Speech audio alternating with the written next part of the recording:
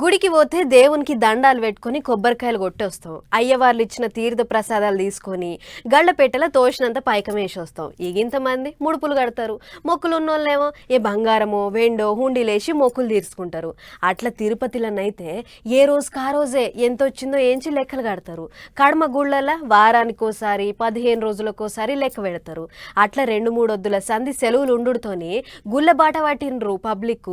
ఇక ఏ గుళ్ళ ఏ పాటి పైకం వచ్చిందో ఒక్కసారి అరుసుకొని వద్దాం పారి. సర్కారు బళ్ళకు సర్కారు ఆఫీసులకు సెలవులు ఉండుతోని బాగా సంపాదించుకుంటున్నారు. అక్కడ తిరుపతి ఎంకన్న, ఇక్కడ యాదాద్రిలో లక్ష్మీ నరసన్న 2-3 వద్దుల సంధి సెలవులు ఉండుతోని భక్తులంతా గుళ్ళ బాట పట్టిరని నిన్న మొన్నదానికి వార్తలు చెప్పుకున్నాం కదా.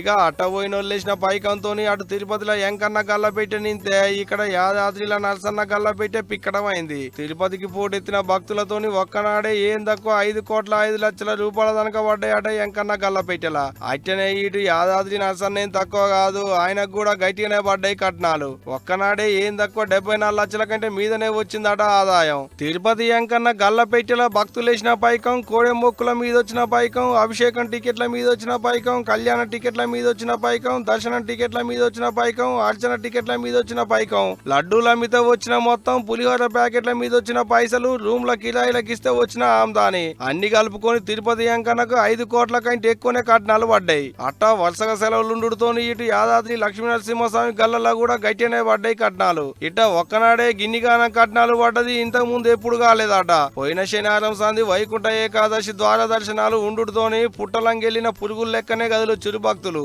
ఇట్టకి 3 రోజుల్లో బగ్గనే వసూలైనాయట.